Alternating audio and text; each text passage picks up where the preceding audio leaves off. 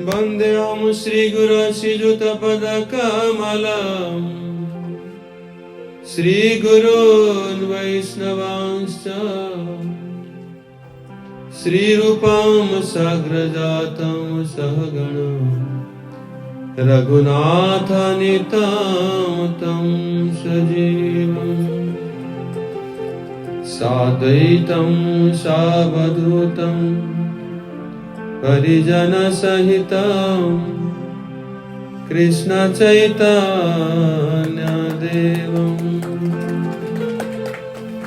श्रीराधा कृष्ण पादा सहगणा ललिता श्री विशाखान्वितं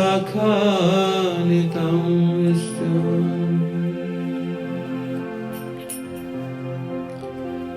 अंगश्यामलिमच्छटा विरवितो मन्दीकृतेन्दीवरम् जाड्यञ्जगुडरोचिषा विदधतं पट्टाम्बरसस्मियम् बृन्दारण्यनिवासिनो हृदिलसदामाविदामोदरम् राधास्कन्दनिवेशितो जलभुजम् ध्यायेन् दामोदरम्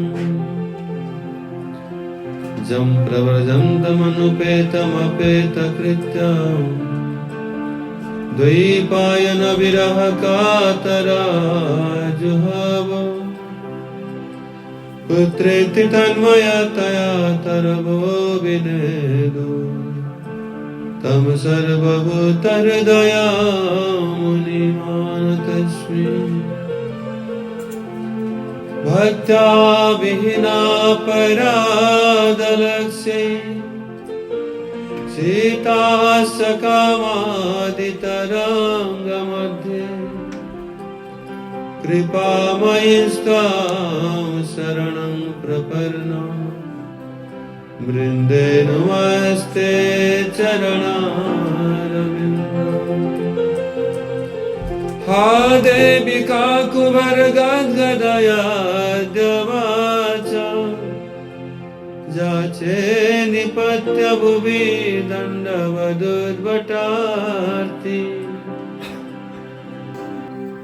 अस्य प्रसादमबुधस्य जनास्य कृत्वा गन्धर्विके निजगणे गणनां विधेयि हरे कृष्ण कृष्ण कृष्ण हरे हरे हरे राम राम राम हरे हरे हरे कृष्ण कृष्ण कृष्ण हरे हरे हरे राम राम राम हरे हरे।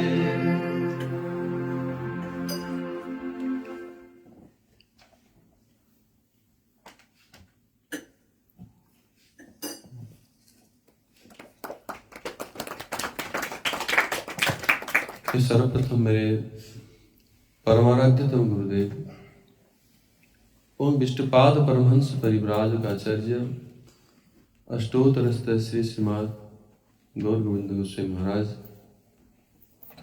ओम विष्णुपाद परमहंस परिव्राजक आचार्य अष्टोत्तरस्थ श्री श्रीमद भक्तिवेदांत नारायण गोस्वामी महाराज जी के चरण कमलों में अनंत कोटि प्रणति ज्ञापन करते हुए उनके अहित की कृपा भिक्षा करता हूँ।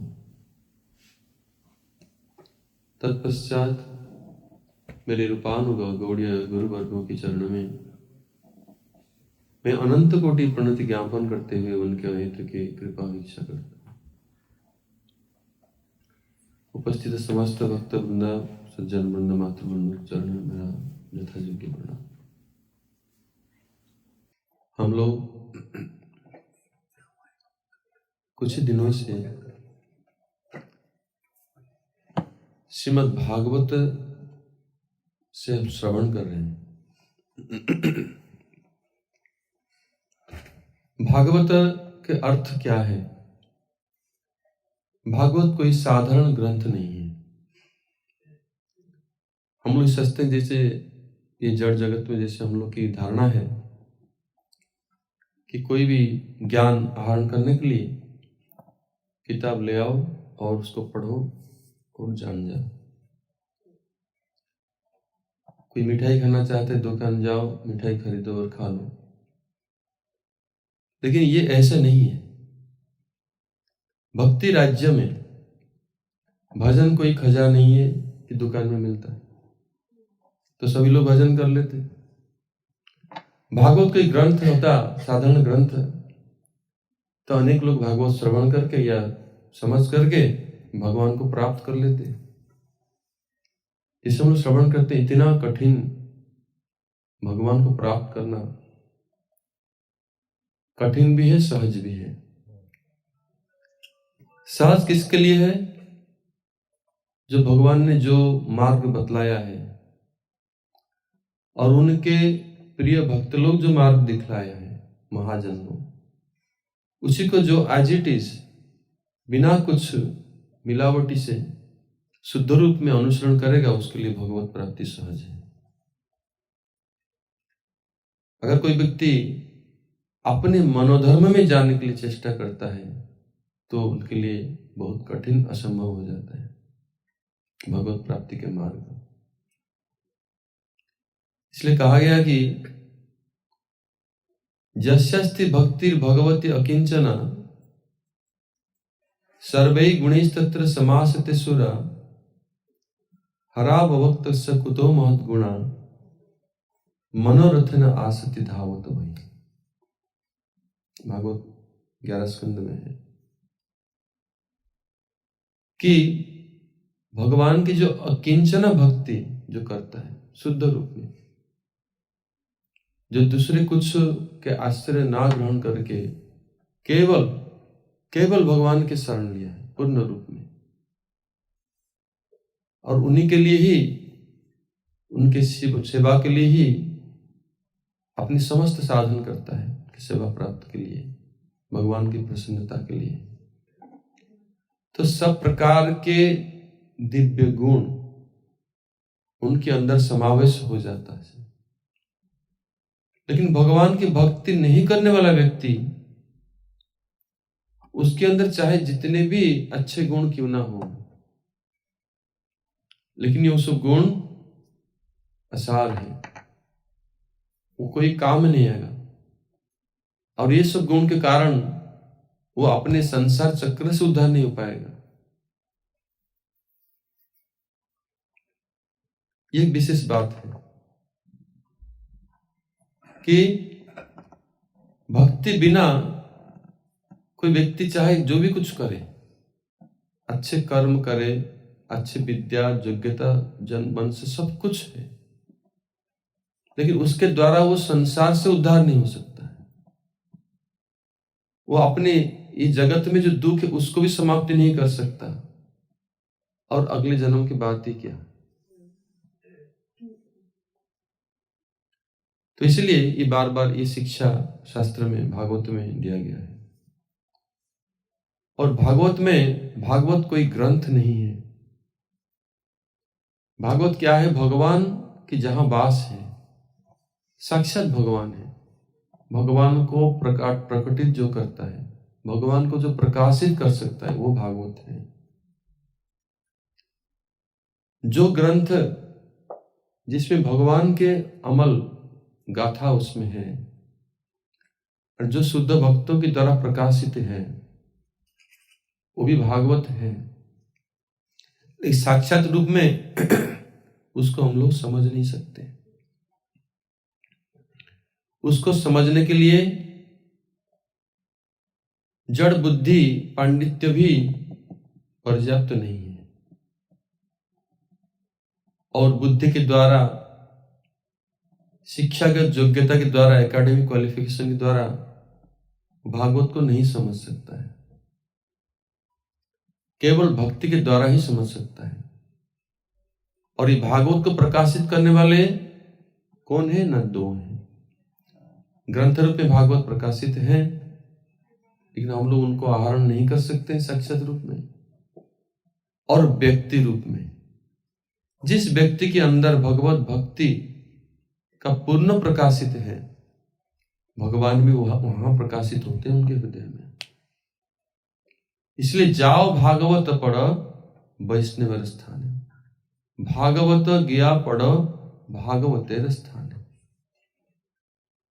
भागवत जा करके अध्ययन करो, कहा ना, भागवत के स्थान पर, माने व्यक्ति भागवत जो भगवान के शुद्ध भक्त हैं, भक्ति का पूर्ण अभिव्यक्ति है उनके अंदर हृदय में, वो भी भागवत है। कि भगवान जहां प्रकाशित है वो भागवत है। और जैसे कहा गया, श्री नरोत्तम दास ठाकुर कहते हैं कि तुम्हार हृदय सदा गोविंद विश्राम, गोविंद कहे न मम वैष्णव पराण। कि शुद्ध भक्तों के हृदय में गोविंद का विश्राम है, वहां विद्यमान रहते हैं भगवान सबसे। और गोविंद कहते हैं कि ऐसे भक्त मेरे प्राण हैं। तो जहां प्राण है वहीं भगवान है। अगर भगवान के प्राण और भगवान अलग कैसे हो सकते हैं? अर्थात भगवान स्वयं उधर विद्यमान है। तो भगवान जिनके संपत्ति, जिनके हो गए हैं, जिनके प्रॉपर्टी हो जाते हैं, वही तो भगवान को दे सकता है। कृष्ण से तुम्हार, कृष्ण दीते पार, तुम्हार सकत याचे। कृष्ण जिसके, जैसे हमारे पास में 1 मिलियन यूरो हो गया तो हम लोग 1000 यूरो दे सकते हैं। तो हमारे पास कोई संपत्ति है ही नहीं, हम क्या दे पाएंगे? हमारा ही नहीं है। जब भगवान जिसके संपत्ति हो जाते हैं, जिसके बस में हो जाते हैं, और वही भगवान को दे सकता है। इसलिए ये भागवत श्रवण का विधि है कि भागवत हम लोग शुद्ध भक्तों से आहरण करते हैं। खाली कान के द्वारा नहीं, ये जड़ बुद्धि पांडित्य कान के द्वारा नहीं, हृदय में इसको धारण करना पड़े, हृदय में इसको ग्रहण होता है। लेकिन है बाह्य तो हम लोग कान में ही श्रवण करते हैं, लेकिन जड़ बुद्धि कान के द्वारा नहीं है। कोई व्यक्ति जिसका चक्षु नहीं है, सुनने का शक्ति नहीं है, वो भी भागवत श्रवण कर सकता है। जड़, अंधा, मूक, बधिर, ये सभी लोग भागवत श्रवण कर सकते हैं भक्ति के द्वारा। श्री गौर किशोरदास बाबा जी महाराज ये जागतिक दृष्टि से वो अंधा भी हो गए थे, और बाद में परवर्ती अवस्था में भजन करते करते और कठोर वैराग्य के कारण दृष्टि शक्ति विलोप हो गया था, और वो निरक्षर भी थे, अक्षर नहीं पढ़ सकते, फिर भी वो महाभागवत है पूर्ण रूप में। ये भक्ति के द्वारा से प्रकाशित है। आप लोग सूरदास जी के नाम सुना होगा। सूरदास जी नेत्रहीन थे, लेकिन कृष्ण के इतने भजन लिखे हैं लीला के संबंधित। कैसे लिखे, कैसे रचना किया है? एक बार सूरदास जी जाकर पहुंच गए मंदिर में, विठल जी के वहां चंद्र सरोवर में है उनकी भजन कुटीर। तो सूरदास जी बोल देते थे, जो ठाकुर जी का श्रृंगार होता था उसको बता देते थे। तो पुजारी उस दिन क्या किया, ठाकुर जी को लंगोटी पहना करके और कुछ कपड़ा वस्त्र आभूषण नहीं किया उस दिन। तो बोल दिया कि सूरदास जी आप आज बताइए ठाकुर जी ने क्या श्रृंगार हुआ है। तो सूरदास जी हंसने लगे, आज ही तो हरि भय नंगम ही नंग।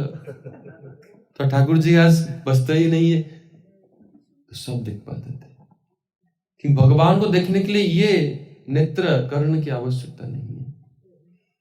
प्रेम रूपी नेत्र चाहिए, प्रेम रूपी कर्ण चाहिए। इसलिए ब्रह्म संहिता में कहा गया, प्रेमांजन छुरित भक्ति विलोचनेन संत सदैव हृदयेषु विलोकयन्ति यम श्याम सुंदर अचिंत गुण स्वरूपम गोविंदम आदि पुरुषम तमहं भजामि। कि प्रेम रूपी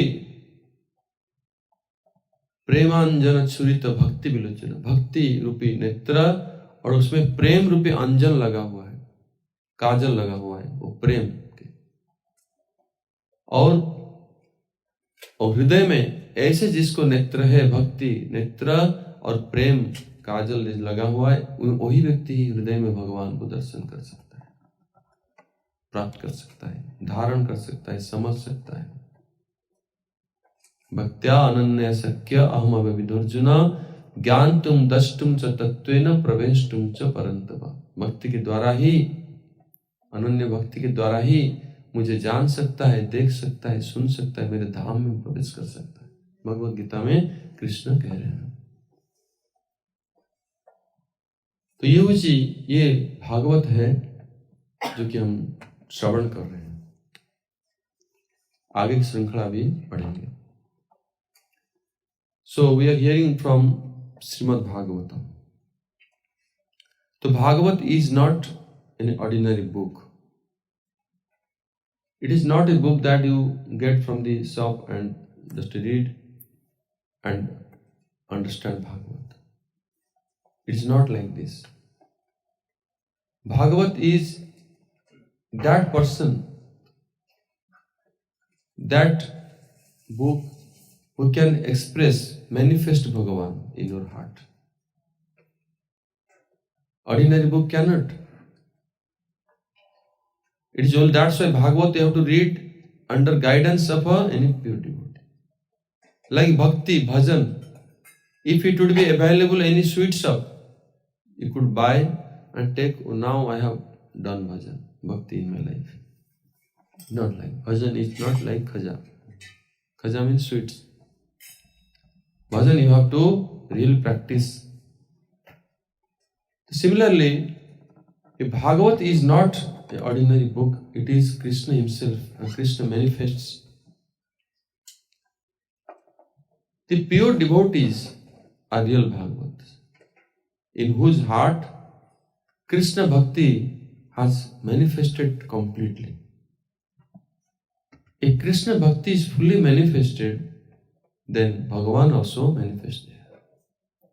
And Bhagavan, all his pastimes manifest there. And Krishna belongs to them. Krishna becomes their property.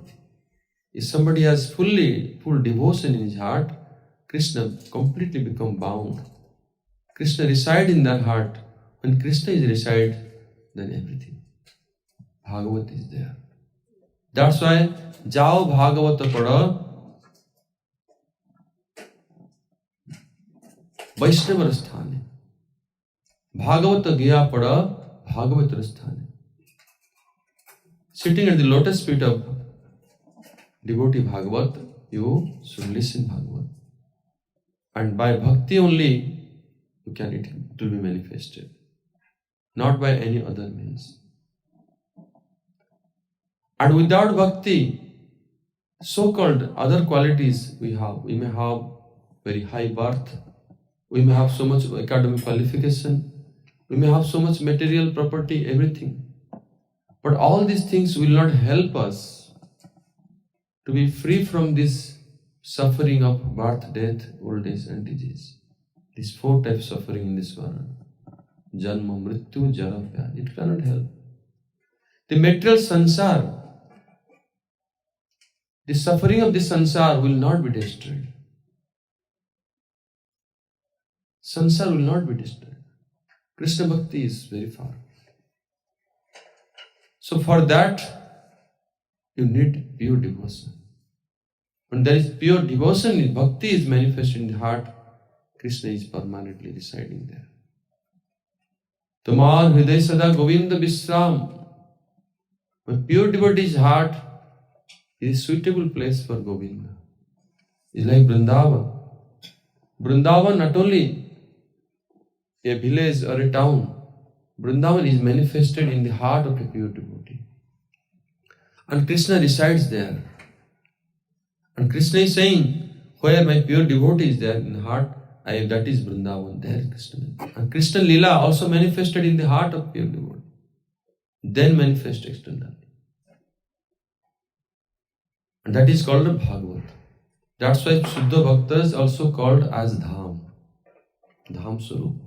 Vaishnava is also Dham Swarup, Tirtha Swarup, also Dham Swarup. Because Dham is manifested in the heart of a pure devotee. First. And Govinda kahena mama Vaishnava paran. Pure devotees, Vaishnavas, are my soul. So where there is soul, Krishna is there. So Bhagavat is not an ordinary book. A pure devotee who can manifest Krishna in our heart, he is also Bhagavat. And book Bhagavat only will be able to understand if we take shelter of a pure devotee. Otherwise, so-called so many good qualities in the material world, it will become useless, it will not be in use for next life. For materially, it will be useful. And those who are pure devotion, all the divine qualities manifest in their heart. And it is always for them, life after life, those good qualities will engage them, help them in entering into bhakti. Entering into the abode of Krishna. So, in Bhagavat, we are hearing the introductions on different upakshan from different canto of Bhagavatam. We are hearing. Today we will speak further. Krishna Bhakti Rasa Swarup Sri Bhagavata Tate Veda Shastra Hite Param Mahata. हम लोग भागवत के श्रवण किए हम लोग भरत महाराज चरित्र और उससे पहले ध्रुव महाराज चरित्र हम लोग श्रवण किया। उसी प्रकार और एक उपाख्यान है, इसमें बहुत शिक्षा है, जिसके कारण एक भक्त साधक जब भजन करता है, भक्ति करता है, क्या बाधाएं उपस्थित होती हैं और ये बाधा के कारण वो शुद्ध भक्ति राज्य में प्रवेश नहीं कर पाते हैं। तो इससे हम लोग की शिक्षा मिलता है। भरत महाराज चरित्र से कैसे मिला कि किस प्रकार आसक्ति के कारण उनका 3 जन्म व्यर्थ हो गया। तो हम लोग की कितना जन्म व्यर्थ कर रहे हैं हम लोग? बहुत। और अभी भी जीवन को नष्ट कर रहे हैं। भगवान ने ये मनुष्य जन्म दिया है भगवान की सेवा के लिए, इस जन्म में परमार्थ साधन के लिए दिया है। जैसे भागवत में कहा गया कि प्रेम पुमर्थ महान धर्म प्रोजित कैतवत्र परम निर्मत शरणम सताम वेद्यम वास्तवम अत्र वस्तु शिवदम तापत। श्रीमद् भागवत महामुनिकृत किंबा परिरिश्वरे।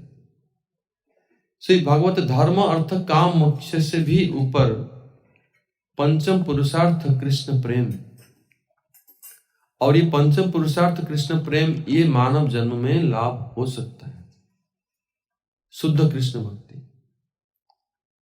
और इसको प्राप्त नहीं करने की चेष्टा करना माने जीवन को व्यर्थ करना।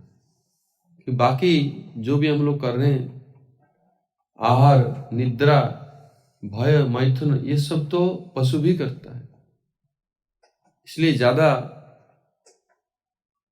उसमें चतुराई नहीं है अगर हम लोग वही चीज करते हैं। ज्यादा इंटेलिजेंट हम लोग नहीं है, पशु से भी ज्यादा बुद्धिमान हम लोग नहीं है। ये कृष्ण प्रेम प्राप्त करने के लिए जो साधन बतलाया गया शुद्ध भक्ति, वो कैसे प्राप्त किया जाएगा, इसलिए हम लोग सब श्रवण कर रहे हैं अलग अलग उपाख्यान भागवत में। और इसी के श्रृंखला में हम लोग आज श्रवण करेंगे महाराज चित्रकेतु। ये चित्रकेतु उपाख्यान बहुत गुरुत्वपूर्ण है, शिक्षणीय है। जो चित्रकेतु महाराज की प्रारंभ में आसक्ति में रहे और बाद में महत कृपा से किस प्रकार वो शुद्ध भक्त हो गए, और जो भी है वो शिक्षा युद्ध में है, हम लोग इसको पढ़ेंगे। और इसमें वैष्णव अपराध के बारे में भी बतलाया गया। भरत महाराज चरित्र में आसक्ति का कारण उनका अधपतन हो गया, फिर अपने साधन करके फिर दोबारा उन्होंने शुद्ध भक्ति को प्राप्त किया। चित्रकेतु महाराज भी ऐसे एक राजा थे। सुरेशन राज्य में एकछत्र चक्रवर्ती सम्राट थे चित्रकेतु महाराज। ये चित्रकेतु महाराज बहुत भोग विलास में रहते थे। कितने रानी थे? 1 करोड़ रानी बोला जाता है, भागवत में कहा गया 1 करोड़ रानी थे उनके। सब कुछ वैभव सुख सब कुछ है, लेकिन एक सुख उनको प्राप्त नहीं हुआ था। क्या? उनको संतान नहीं था। संतान नहीं होने के कारण बहुत दुखी थे राजा, विमर्श रहते थे सब सुख होने पर। और जगत में एक व्यक्ति को सब प्रकार सुख प्राप्त होगा यह भी संभव नहीं। कोई व्यक्ति संसार में पूरा सुखी नहीं है।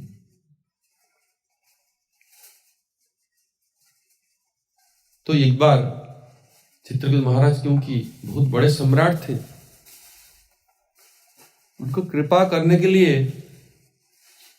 अंगिरा ऋषि आ गए उनके पास।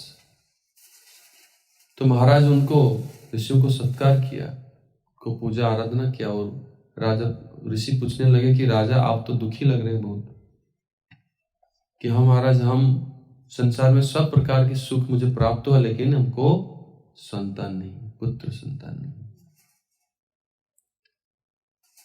तो अंगिरा ऋषि उनको समझाया कि हो सकता है आपको उस संतान प्राप्त के बाद आपका ये आपको दुख प्राप्त हो। हाँ, उसमें दुख सुख दोनों प्राप्त होगा। आप ऐसे ही ठीक ठाक हैं, नहीं हमको आप कृपा करके एक पुत्र संतान दीजिए। तो अंगिरा ऋषि ने यज्ञ करके यज्ञ का प्रसाद उनको प्रदान किया।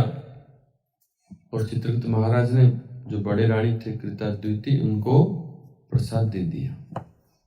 उचित समय पर गर्भवती हुए, एक संतान का जन्म भी हुआ। तो ऋषि ने बताया था कि तुम्हारा संतान होगा वो शोक और हर्ष दोनों का कारण होगा। दुख भी प्राप्त, सुख भी प्राप्त होगा, दुख भी प्राप्त होगा उनके कारण, पुत्र के कारण। तो राजा सोचने लगे पुत्र जन्म होगा तो खुशी होगा ही, आनंद। और दुख होता है थोड़ा दुष्टामी करेगा, कुछ ना कुछ करेगा, कोई बात नहीं। वो नहीं जानते किस प्रकार दुख उनको प्राप्त होगा। तो ऐसे जो संतान उनके हो गया, बड़े रानी ज्येष्ठ रानी के संतान हो गया, तो उससे दूसरे रानी लोग ईर्ष्या करने लगे। राजा अधिक समय, जो बड़े रानी हैं उनके राजमहल में समय बिताने लगे, अधिक समय।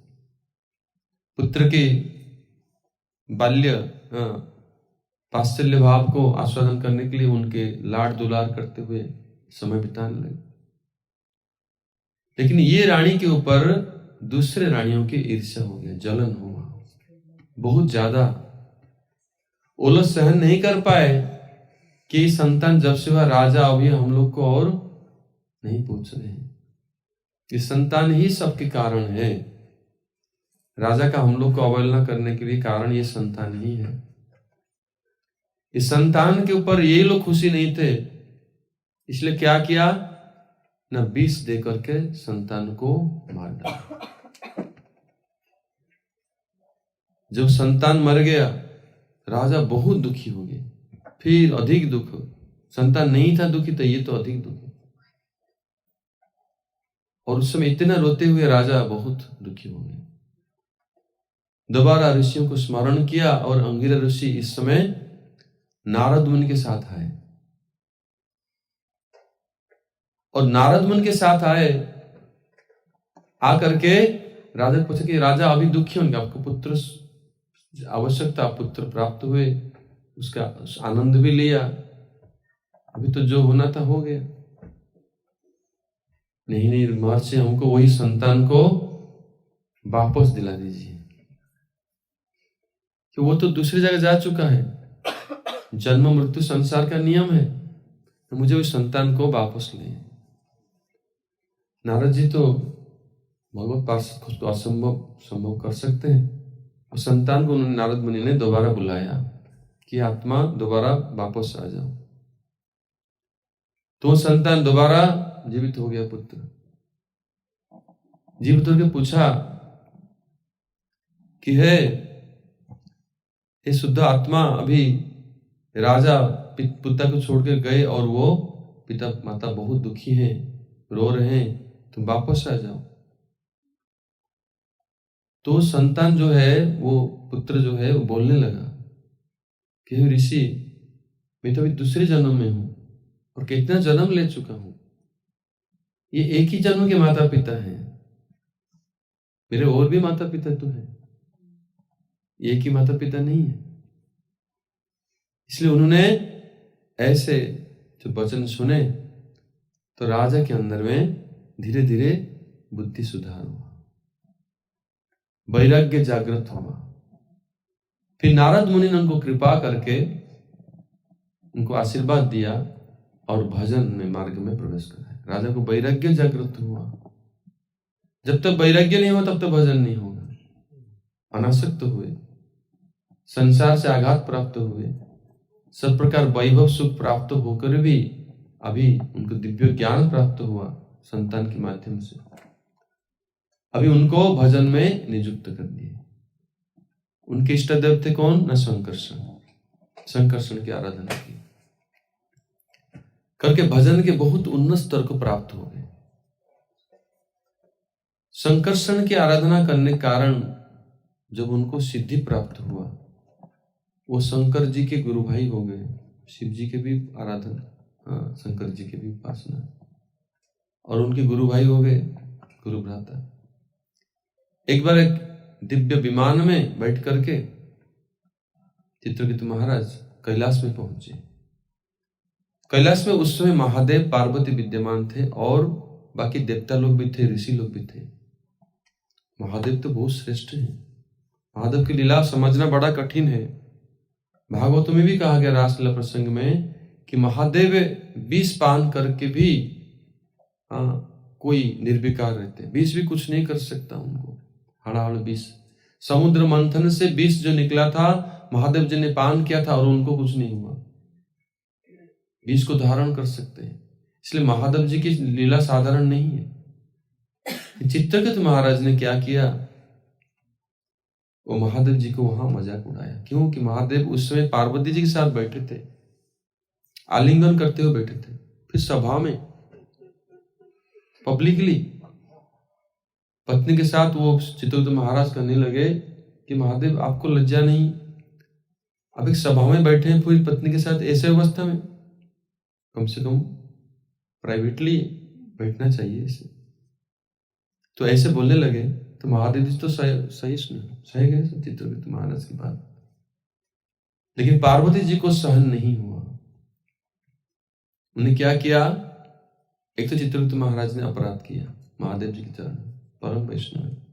फिर पार्वती जी उनको तुरंत अभिसंपात दे दिया कि जाओ तो नीच असुर योनि में प्रवेश करो, तुम्हारी बुद्धि विकृत हो चुका है। यहां उपस्थित बड़े बड़े महर्षि देवता वो क्या नहीं जानते ये बात धर्म नीति की? तुम ही धर्म नीति के ज्ञाता हो। महादेव जी को कोई नहीं, कोई ऐसे भाव में नहीं देखते। तो जाओ असुर योनि प्राप्त हो, अभिशाप दे दिया। चित्रकेतु महाराज तुरंत विमान से उतर करके क्षमा याचना करने लगे देवी जी के पास और महादेव जी के पास। अगर कुछ अपराध कर दिया तो क्षमा कर दीजिए। लेकिन अभिसंपात तो दे चुके थे, रिटर्न नहीं होगा। उसके बाद तुरंत उनको असुर योनि प्राप्त हो गया। वृतासुर होकर जन्म लिया, और वृतासुर होकर भी असुर योनि प्राप्त होने पर भी उनके हृदय में जो भक्ति था वो भक्ति नष्ट नहीं हुआ। जैसे भरत महाराज जी की भक्ति कभी नष्ट नहीं होता है। इसलिए इसको हम लोग को समझना होगा। अगर भक्ति कोई करता है तो भक्ति कभी हमारे हृदय से नष्ट नहीं होता है, चाहे अगर हम भक्ति करके कुछ दिन छोड़ ही दिया। नेहा विक्रम नाशस्ति प्रत्यवाय न विद्यते स्वल्पम अपयस्य धर्मस्य त्रायते महतो भयात्। भक्ति हमको रक्षा करता है और भक्ति वहीं पे रहेगा। साधन नहीं किया, छोड़ दिया, फिर दोबारा वो भक्ति जहां से स्टार्ट वहीं से ही प्रारंभ होगा। तो ये चित्रकेतु महाराज जो भक्ति राजन किए थे, उन्नत भक्ति, उनके महादेव के प्रति उन्होंने तो ठिठोली करके ऐसे बोले थे कि गुरु भ्राता है। उनके अंदर में कोई अपराध भावना था नहीं। ये पार्वती जी ने उसको अपराध के रूप में लिया था। तो महादेव जी ने बहुत समझाया उनको कि देखो ये हरिभक्त हैं, इसीलिए उन्होंने इतने दीनता उनके अंदर में। आपने अभिशाप दिया, उन्होंने नतमस्तक में स्वीकार भी किया। उस असुर जनि में वृतासुर होकर के भगवत स्मरण में सब समय रहते थे। लेकिन ये असुर जनि समाप्त कैसे होगा? असुर जनि को तो नष्ट करना पड़ेगा।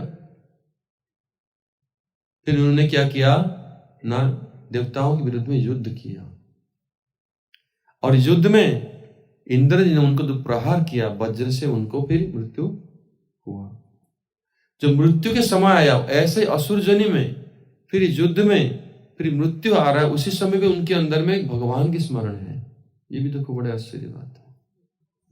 किसी का नहीं होगा। कोई असुर मरते समय गाली गुलज दे करके जाते हैं, भगवान को प्रस्तुति कर रहे हैं। ननाक पृष्ठम न च परमेष्टम न सार्वभौम्यम रसाधिपत्यम न जोग सिद्धिर अपुनर्भवम वा समंजस्य त्वाम विरहस्य कांकी। कहते हैं प्रभु, भगवान को स्तुति कर रहे हैं। मृत्यु के समय में जब इंद्र ने वज्र प्रहार कर दिया, शरीर छोड़ने के समय, उस समय भगवान की स्तुति कर रहे हैं। देखो, इसलिए कोई व्यक्ति जब मृत्यु के समय भगवान की स्मरण अगर कर पाया तो इसका समझना होगा कि वो कोई भक्त है। कोई भक्ति नहीं कर रहा जीवन भर, मृत्यु के समय में स्मरण नहीं आएगा, यह असंभव है। तुम क्या साधन कर रहे हो नहीं कर रहे हो, वो मरने के समय पता चलेगा। साधन करते भजन कर रहे हो कि साधन कर रहे हो, वो मृत्यु के समय में ही पता चलेगा, दूसरे टाइम में नहीं है। कोई नहीं देख पाता किसका भक्ति कितना है, कोई नहीं देख पाता। भक्तों को समझना बड़ा कठिन है। सिर्फ भगवान जानते हैं और वो भक्त जानता है कि कितना उनके अंदर में ले रहा है। यह असुर होकर भी कोई भक्ति, देवता लोग भी नहीं समझ पाए थे कि वृतासुर इतने बड़े भक्त हैं।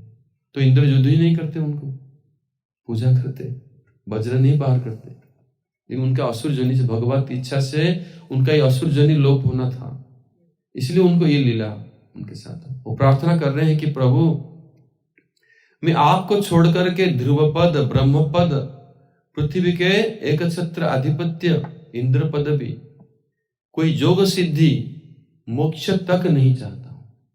शुद्ध भक्ति पर कामना कर रहे हैं। प्रभु तब पद जुगे यही निवेदन, नाही मागी देव सुख विद्या धन जन, नाही मागी स्वर्ग आर मोक्ष नहीं मागी, ना करी प्रार्थना कोनो विभूति लागी। ये जो प्रार्थना इसलिए भक्ति ठाकुर ने लिखा है, इसी प्रार्थना के ऊपर वृतासुर के महाराज के जो प्रेयर है उसी को ऊपर आधारित करके प्रार्थना श्री भक्ति ठाकुर ने लिखा है कि स्वर्ग सुख नहीं चाहता हूं। मेरा निवेदन क्या है? ना ही मांगी देह सुख नहीं चाहता हूं, स्वर्ग सुख नहीं चाहता, स्वर्ग नहीं मांगी, कोई विभूति, कोई सिद्धि ये भी नहीं चाहते। जन्मे जन्मे अहितु की भक्ति, अनकंडीशनल भक्ति चाहते हैं भगवान के चरण में। ऐसे ही प्रार्थना करें। फिर और भी प्रार्थना किए हैं कई सारे, वो शुद्ध भक्ति के ऊपर आधारित है, एकांतिक भक्ति मानते। इसलिए वृतासुर महाराज वो शुद्ध भक्त में गिनती होता है। उनका अद्भुत चरित्र, इसमें शिक्षा भी है और वो महान भक्त है, शुद्ध भक्त। इंग्लिश में बोल देते हैं। So you're hearing from Bhagavatam, from different subjects, the different stories, pastimes of different devotees. The significance of Suddha Bhakti. The pure devotion is indestructible. If one has practiced bhakti, after some time he give up. Still the bhakti will remain in his heart, life after life. It is indestructible. It will be never destroyed. And there was a great devotee's pastime. Initially, in beginning, he was a king named Chitraketu Maharaj. Chitraketu Maharaj was a great king. In the kingdom of Surasen, he was the emperor. And he had all type of enjoyments. It is explained in Bhagavatam that he had all the enjoyment. 1 million, 10 million wives, married queens he had. 1 crore. It is not possible for ordinary people. Not possible. They are so powerful personality. It's not easy to so powerful that he had 1 million, more than 1 million, 10 million queens. It's not easy. So how much opulence he had, how much palaces, everything, same time he had. Queens only the number, but other things similarly he had opulence. So much opulent. Like Indra. Such opulent king had all enjoyment, but not happy. Understand? Shastra it is told in Bhagavatam, Najatu kamo kaman upabhogena samyati. That is in Jajati Pakshani. This sloka is there.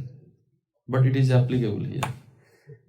Najatu kamo kaman upabhogena samyati. Havisa Krishna anuvartana bhuya evavi vartate. By accumulating sense objects, no lust is never extinguished. Somebody will think that, oh, I have once married, my lust is not fully gone. Let me more. 1, 2, 3, 4 marriage.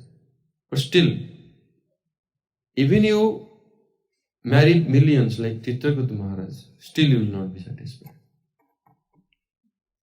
Chitraketu Maharaj had all the enjoyments. But he was not happy because he had no son. No son he has.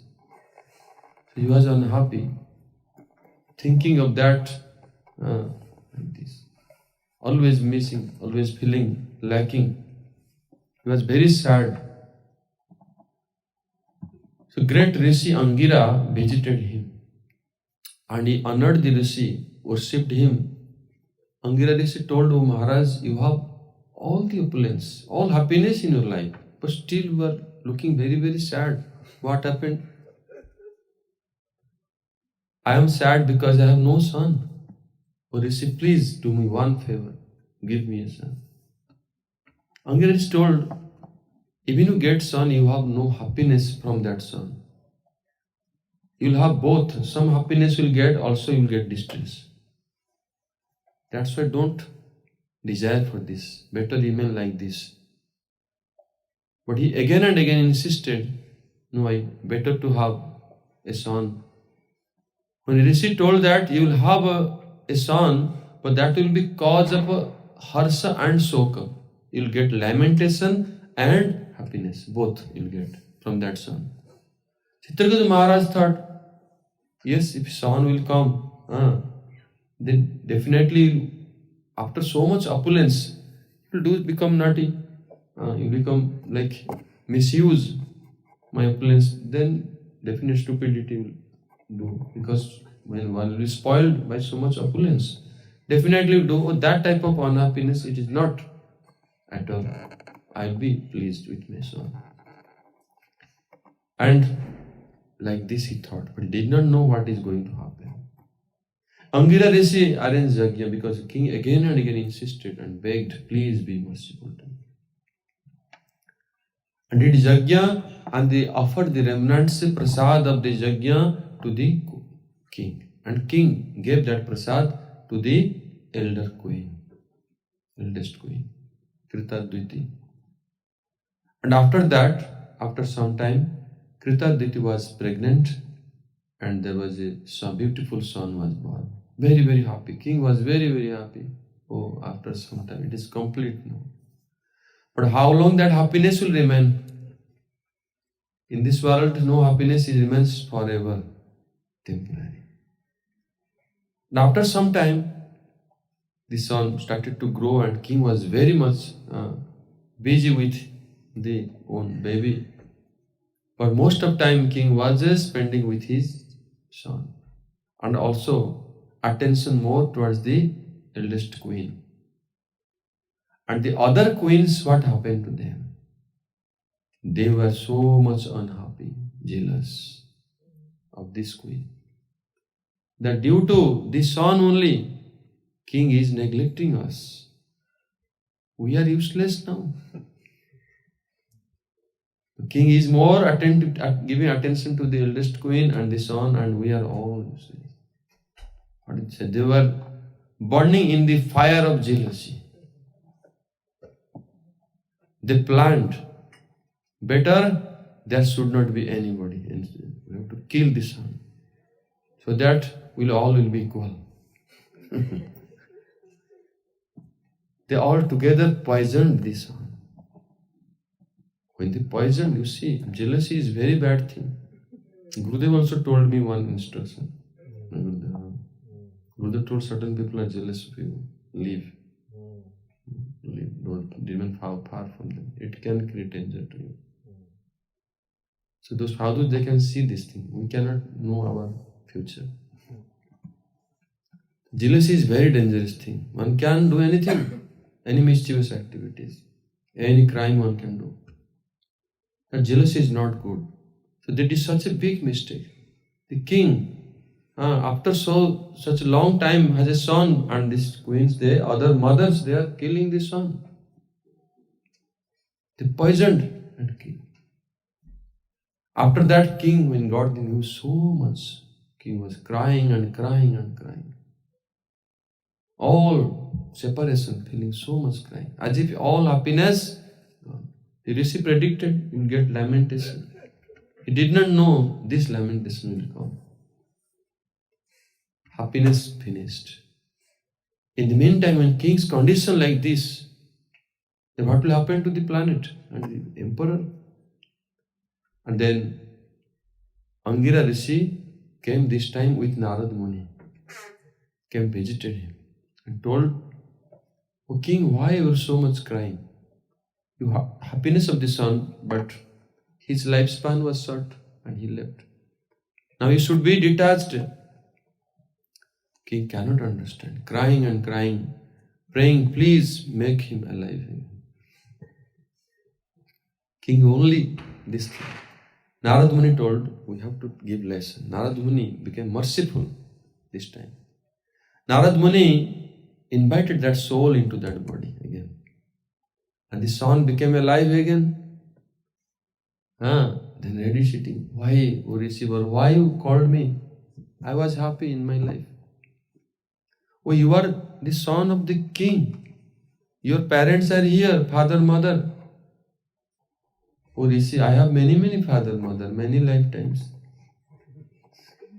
If I come here, then other parents, they will cry." Then how I can satisfy?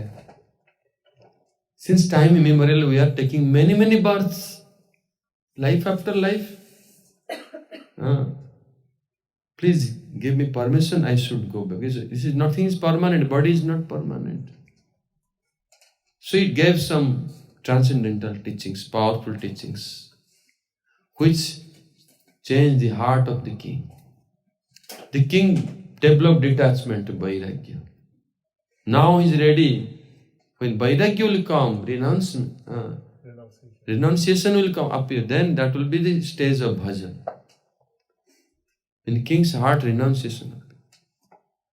And that time Narad Muni gave the king Chitraketu, he blessed him and told, "O king, now is time for you to do bhajan. Now don't waste your life. You should go to forest and do bhajan." Then Chitraketu Maharaj, he engaged in the bhajan. Not mentioned that he went forest, but engaged himself in bhajan, fully in devotional life.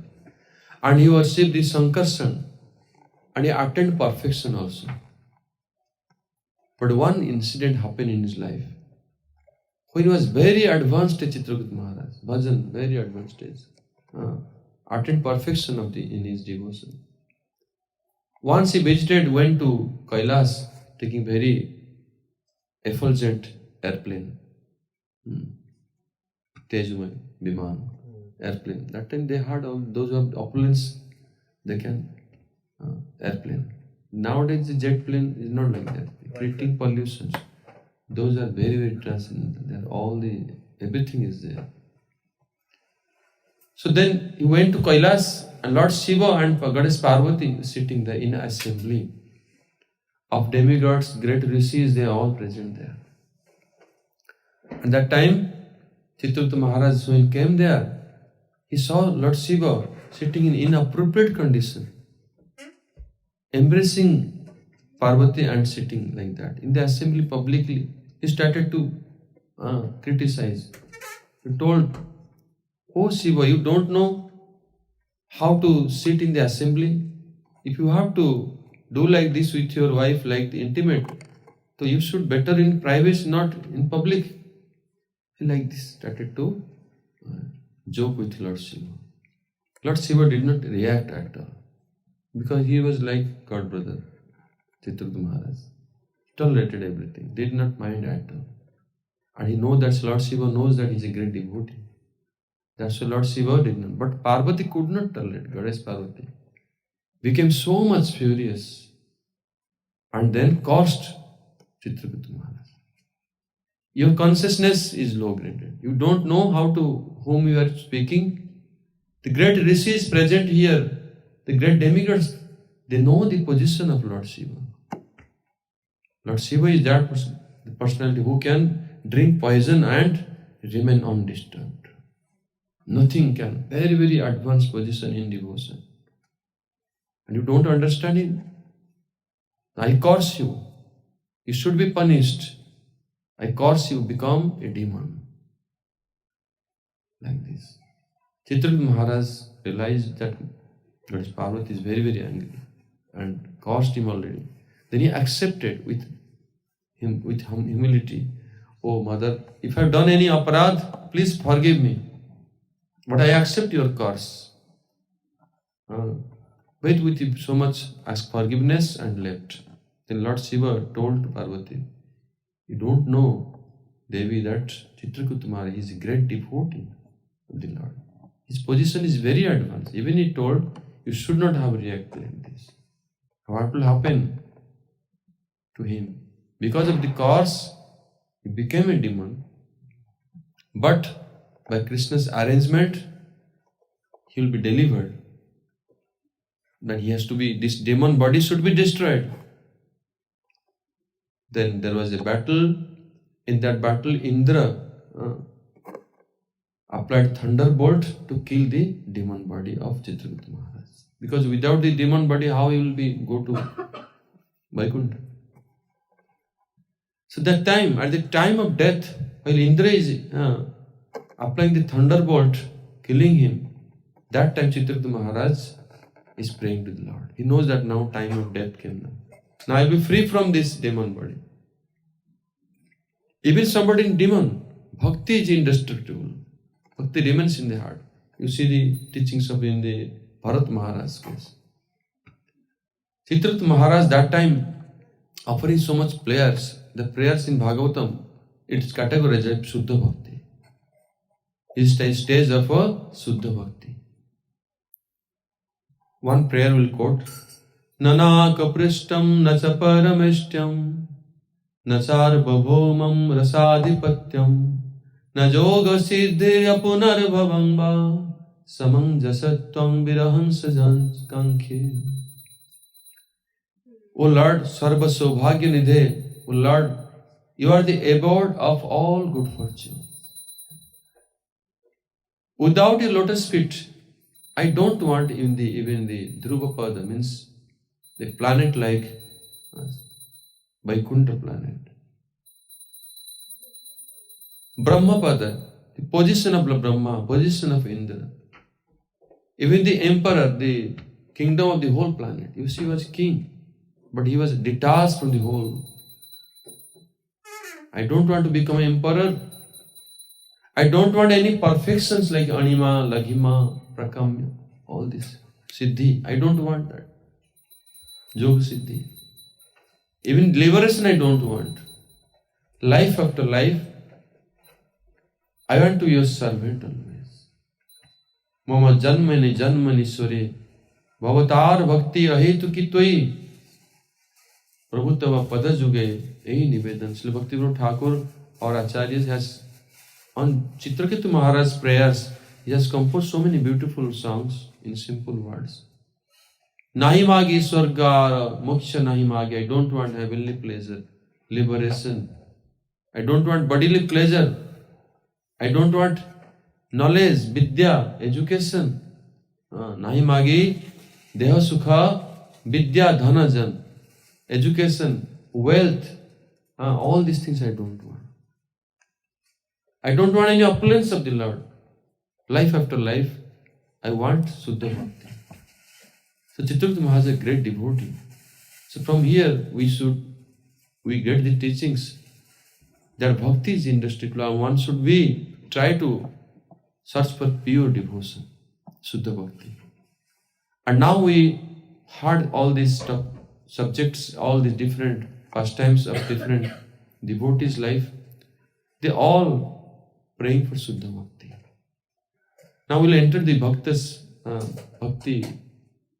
pastimes, which from Bhagavatam, Srila Sanatana Goswami Pad has compared different devotees, different categories, just categorized different devotees from Bhagavatam, characters. And we'll try to, in that sequence, we'll try to understand. Then ultimately we'll understand the devotion of Brajavasis, Vrindavan. So we'll start now. Jnani Bhaktas.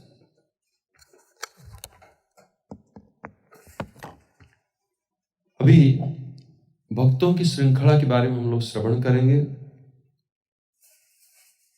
Bhagavat में बहुत भक्तों की चरित्र वर्णन किया गया है। भागवत में सुखदेव गोस्वामी ने चुन चुन करके ऐसे भक्तों की चरित्र वर्णन किया जो कि शुद्ध भक्ति को ही प्रार्थना करते, लेकिन उसमें यद्यपि वो लोग निष्कपट भक्ति का ही प्रार्थना कर रहे हैं, लेकिन उसमें कैटेगरी है। उसमें भी सनातन गोस्वामी पाद ने भागवतम के जो भक्तों की चरित्र को लेकर के उन्होंने तुलनात्मक भाव, कंपैरेटिवली उन्होंने कुछ कैटेगरी बनाया, जिसको गुरुजी महाराज कहते हैं। और इसको समझने से हमको ये स्पष्ट हो जाएगा कि सबसे उन्नत भक्ति क्या है, सबसे उन्नत भक्त कौन है। और उसमें भी अंतिम में हम लोग अल्टीमेटली ब्रज भक्ति को समझ पाएंगे कि वो सर्वोत्तम है। तो पहला कैटेगरी जो है, पहला श्रेणी ज्ञानी भक्तों की श्रेणी है। अभी तो शुद्ध भक्तों के हम लोग श्रवण कर रहे थे अलग अलग चित्रगुप्त महाराज के, उसमें उन लोग की शुद्ध भक्त कैटेगरी में थे चित्रगुप्त महाराज, लेकिन अभी इतने प्रार्थना में इतने स्पष्ट नहीं है। और आगे हम लोग जो अभी श्रवण करेंगे अलग अलग रूप में, उसमें स्पष्ट रूप में तुलनात्मक भाव दिया गया है। अभी प्रहलाद महाराज जी ज्ञानी भक्त,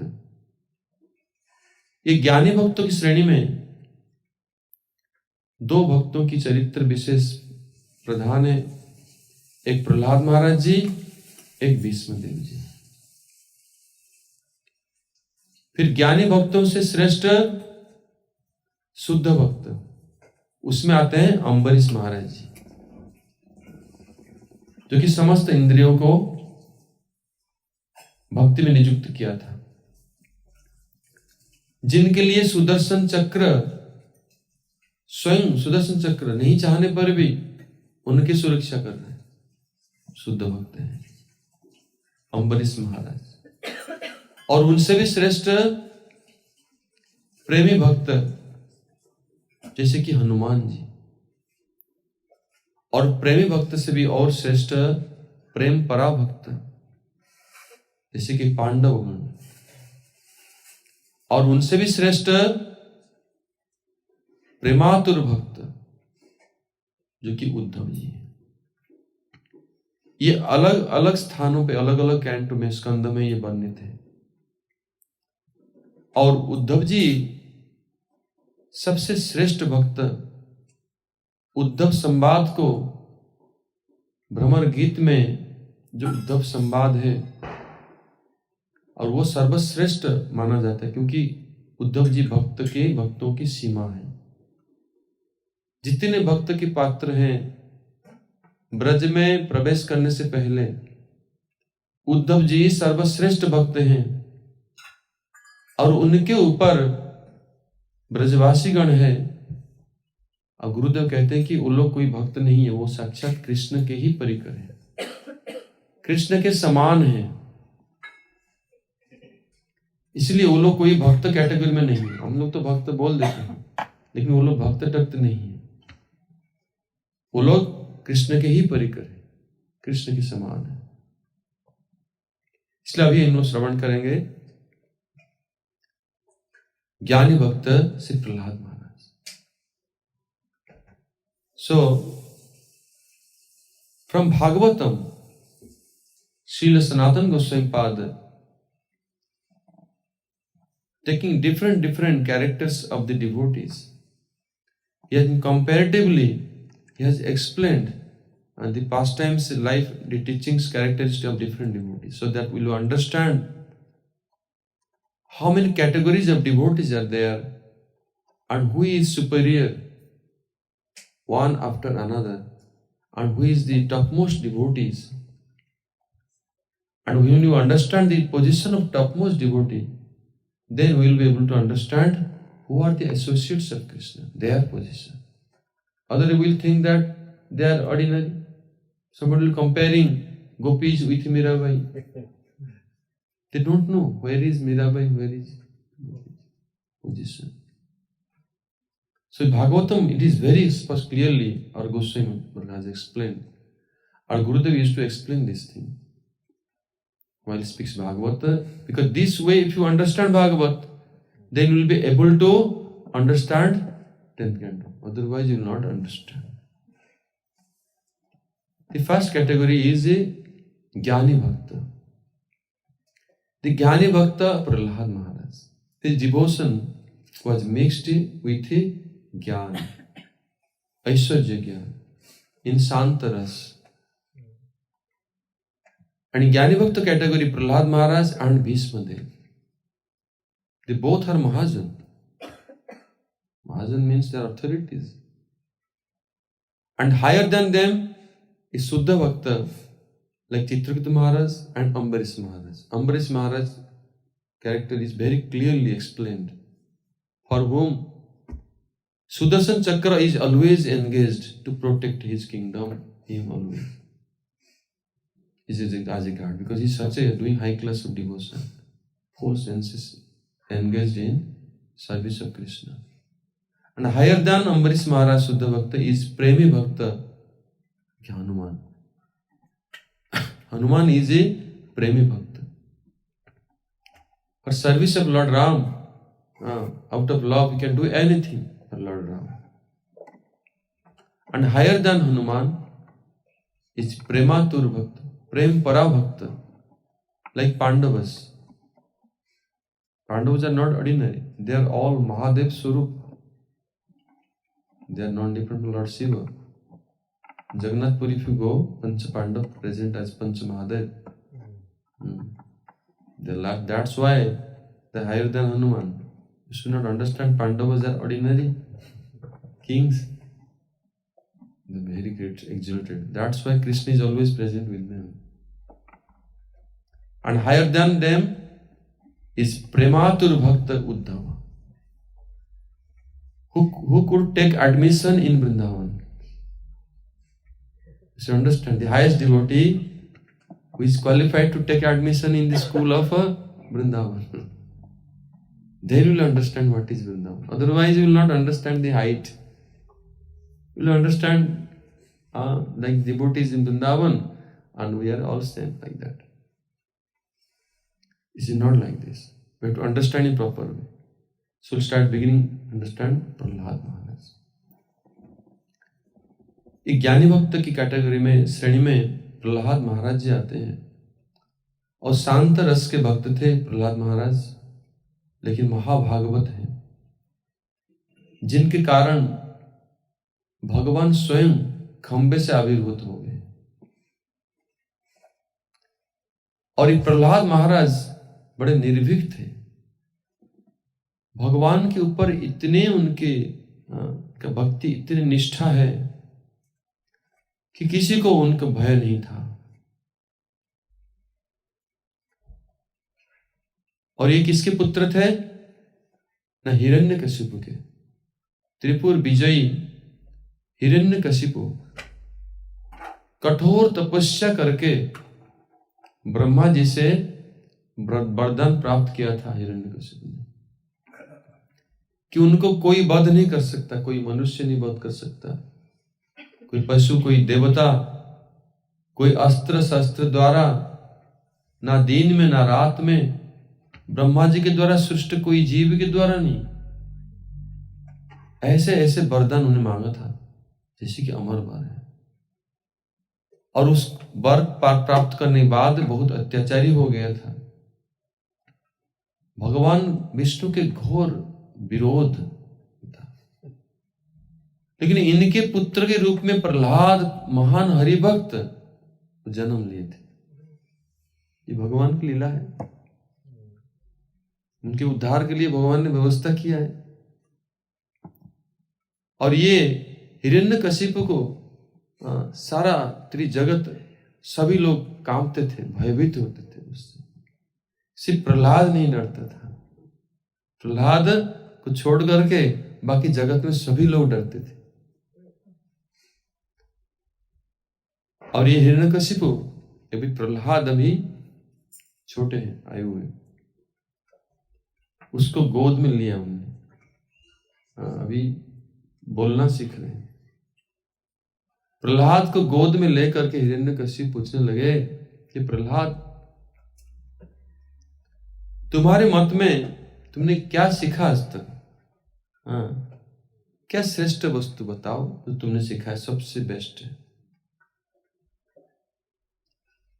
तो वो प्रहलाद बोलने लगे, तत्साधु मन्ये असुर वर्ज्य देहिनाम सदा समुद्विग्न धियात असत ग्रहात हित्वात्मपातम गृह अंधकूपम वनुम गतो जत हरिम आश्रयेत।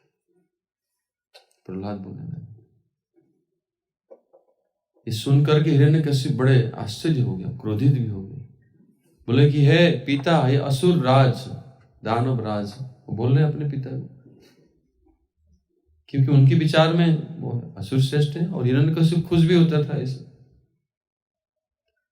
तत्साधु मन, मेरे विचार में सबसे उत्तम वस्तु क्या है?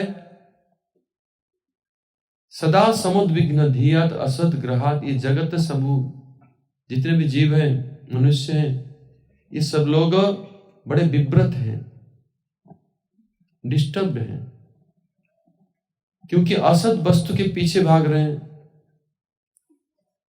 हित्वात्म, मेरे विचार में ये संसार रूपी अंधकूप को त्याग करते हुए, हित्वात्म पातम गृह अंधकूपम वनम गतो जत हरिम आश्रयेत। वन में जाकर एक जीव को, मनुष्य को भजन करना चाहिए, भगवान हरि के आश्रय लेना चाहिए। इस संसार में क्या रखा है? अब सबसे श्रेष्ठ क्या है? श्रवण कीर्तन विष्णु स्मरणम पाद सेवनम अर्चना वंदनम दास्यम सख्यम आत्मनिवेदनम। इसी इति पुंसार पिता विष्णु भक्ति चेत नवलक्षणा क्रियते भगवत्य जन्मन्यदीतम उत्तमम। श्रवण कीर्तन स्मरण वंदन, भगवान विष्णु के श्रवण, नाम रूप श्रवण, कीर्तन, स्मरण, वंदन, पाद सेवन, अर्चन, वंदनम दास्यम सख्यम आत्मनिवेदनम। ये नवदा भक्ति भगवान विष्णु के प्रति आचरण करने से जीवन सार्थक है। ये मेरे विचार में सबसे उन्नत है। यही विचार मैंने सीखा है आज तक। ये सुनकर के हिरण्यकशिपु प्रहलाद को गोद से फेंक दिया, धक्का दे दिया उनको, छोटे बच्चे को धक्का। असुर है, इसका क्रोध उबल गया। और उस समय तुरंत उन्हें आदेश दिया कि ऐसे पुत्र नहीं चाहिए, ऐसे पुत्र को, ऐसे पुत्र हमको नहीं चाहिए। इसको कहीं, इसको मार डालो, ऐसे आदेश दे दिया हिरण्यकशिपु ने। जिनको मारने के लिए आदेश दिया तो उनके जो सेनापति उनको ले गए, उनको पहाड़ के नीचे से, पहाड़ ऊंचे चोटी पर उनको गिरा दिया। वो स्थान है, आप जाएंगे साउथ इंडिया में, एक जीएड नरसिंह है हिमाचल में, जिस पहाड़ में स्वयं नरसिंह भगवान ने वहां प्रकट होकर उनको रक्षा किया था प्रहलाद जी को। जीएड नरसिंह स्थान है। पहाड़ चोटी से उनको गिरा दिया, समुद्र में फेंक डाला, विष पिलाने की चेष्टा किया गया, विष भी पिला, कुछ नहीं हुआ। अग्नि के अंदर डाल दिए और विष पॉइजनस स्नेक, विषैला सर्प के द्वारा भी दंशन कराया। हाथी के नीचे, हाथी के पांव के नीचे भी दबा करके मारने की चेष्टा किया गया। सब प्रकार अस्त्र शस्त्र से उनको बद्ध करने के लिए कोशिश कराया गया। प्रहलाद का कुछ भी नहीं हुआ।